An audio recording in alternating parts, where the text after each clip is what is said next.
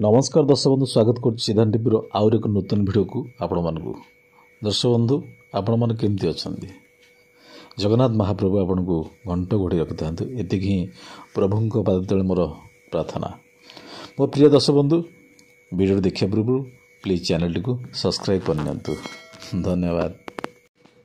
दर्शक बंधु आज जो वीडियोटी नहीं आसी आपण हूँ शत्रु जदि आपण शत्रु अच्छा शत्रु लगी आप कौन कर्म करना सदासर्वदा शत्रु भय रोचे ये शत्रु को दमन करने को हेले शत्रुटी मित्रतार परिणत करने को हेले कौन उपाय अच्छी।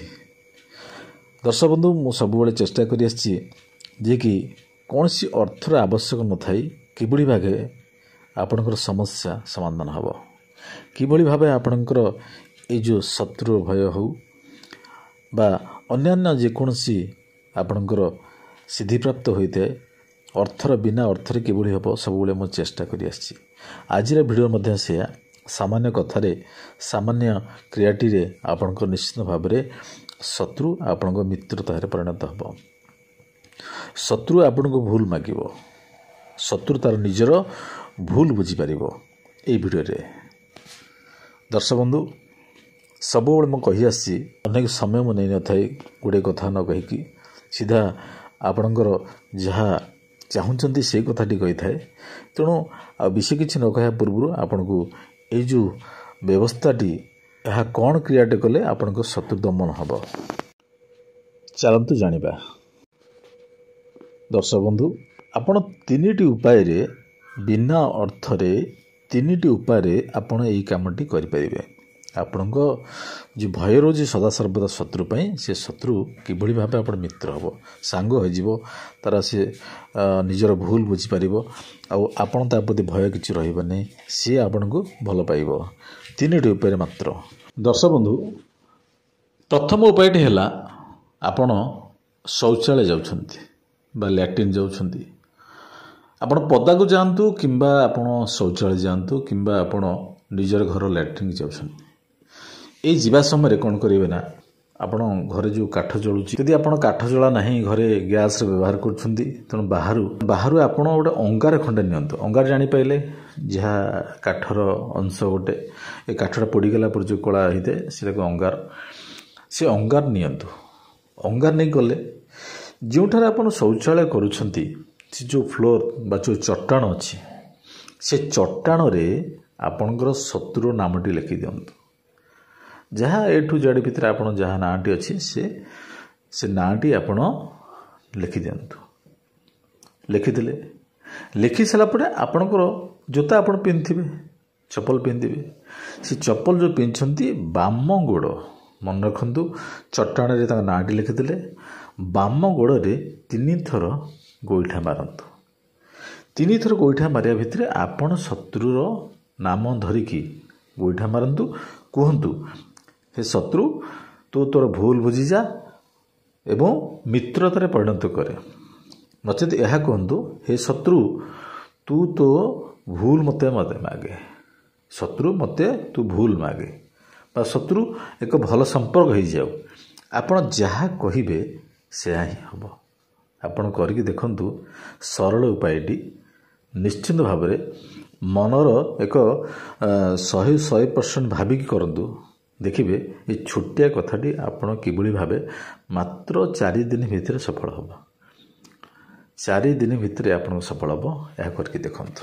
दर्शक बंधु ये आप चलतु द्वितीय उपायटी बेसी सरल सहज उपाय हो पार किभली भाव हो पार आपणकर जो घरे खाद्य खाऊँ रात्र जो खाद्य खाऊँ से खाद्य सबुद्र टिके टिके बड़ेकी रखी दिंतु अल्प सामान्य सब जाक अईठा खाद्य होता दरकार ये खाद्य गोटे जगार रखी दिंतु रखिदे आप शोले राति पाइला आपणकर नीतिकर्म सारी सारापर कौन करूँ ना से जो खाद्य रखी से खाद्य को आणतु से खाद्य आनी कहतु हे शत्रु आपण जहाँ अच्छी मनरे इच्छा से कथा कहतु जहाँ आप चाहूँगी कौन विषय रे बा कौन चाहूँगी से कथा मनरे ଭାବି ଚିନ୍ତି ସେଇ ସମୟରେ କୁହନ୍ତୁ।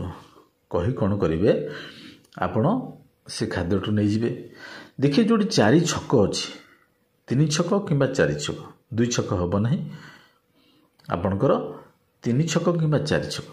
ସେ 4 ଛକରେ ରହି ଆପଣଙ୍କ ପୂର୍ବ ଦିଗକୁ ଚାହିଁକିରି, ପୂର୍ବପଟ ସାମ୍ନାକୁ ଚାହିଁକି ସେଠି ଦେଖିବେ ଯାହା ଡଷ୍ଟବିନ୍ ଅଛି ବା ଅଳିଆ ଆବର୍ଜନା ଅଛି, ଯାହା କମ୍ପୋଷ୍ଟ ସେଠି ଅଛି, ଯାହା ଯେଉଁଠି ନେଷ୍ଟିକ୍ ଜିନିଷ ପଡ଼ିଛି, ଏଇ ଯେଉଁ ଖାଦ୍ୟଟି ଆପଣ ଯେଉଁ ନେଇଛନ୍ତି ସାଥିରେ, ସେ ଖାଦ୍ୟକୁ ସେଇଠାରେ ପୁରା ଦୂରକୁ ଫିଙ୍ଗି ଦିଅନ୍ତୁ। ସେଇଠାରେ ଠିଆ ହେଇକି ଛକରେ ଦୂରକୁ ପୁରା ଫିଙ୍ଗି ଦିଅନ୍ତୁ। ମନେ ରହିଲା ଆପଣଙ୍କର।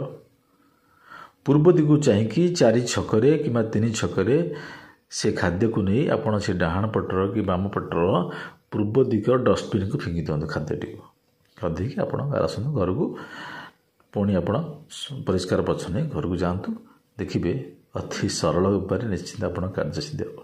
ଶତ୍ରୁ ଆପଣଙ୍କୁ ଗୋଡ଼େଇ ଗୋଡ଼େଇ ଆପଣ ଭୁଲ ମାଗିବ।